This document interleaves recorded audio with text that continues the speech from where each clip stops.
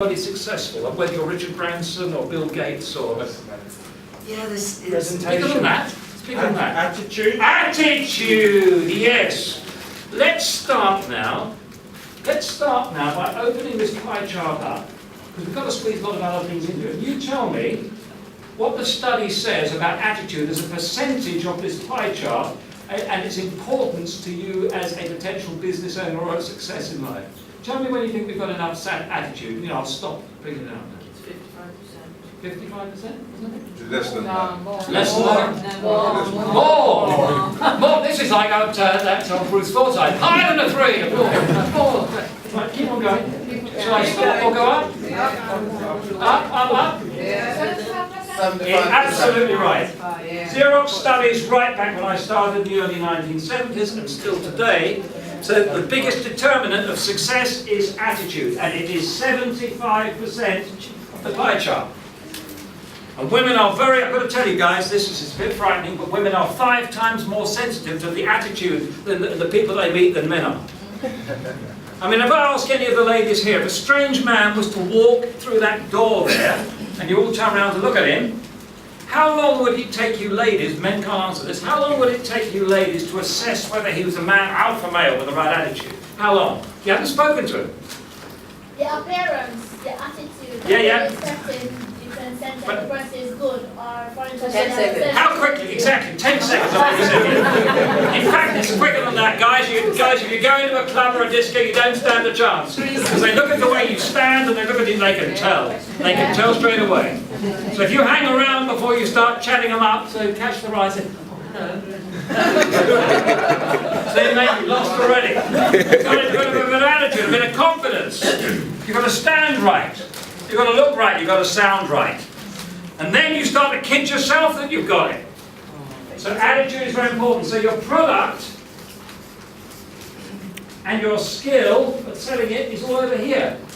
This bit is attitudes. That's what we're going to talk to you about tonight. Now, I want to prove to you that a lot of this stuff actually works. So I'm going to do it in 2 ways. I'm going to show you that your brain, prove to you tonight, that your brain is much more capable than you think it is. The way I'm going to do that is I'm going to give you a list very quickly in a minute of 20 items. And less than half a minute later, anybody in this room will be able to repeat them back to me, but backwards. How many of you think you can do that? Do you want me to prove it to you? Okay? I'm proving your brain. They say, scientists say on the telly, I was watching a program on BBC the other night, humans only ever use 10% of their brain. I'm going to prove to you that it's so much more capable. Your brain's saying, give me more stuff to do. And the second thing we're going to do involves this. Solid, oh my God! Well, how many of you, it's got a bit of board breaking, you may have heard of this. How many of you right now think that, let's say in the next half an hour sometime, one of you could have broken through this board with your bare hands?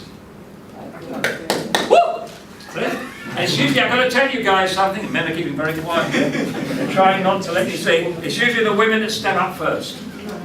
Women are frighteningly strong, chaps. Right? I'm going to show you how to do it. Now, when I used to live in New York City, I lived there for 6 years in the 1990s, and I went along and saw a guy doing a demonstration of exactly what I'm going to show you tonight at the Plaza Hotel on Central Park South.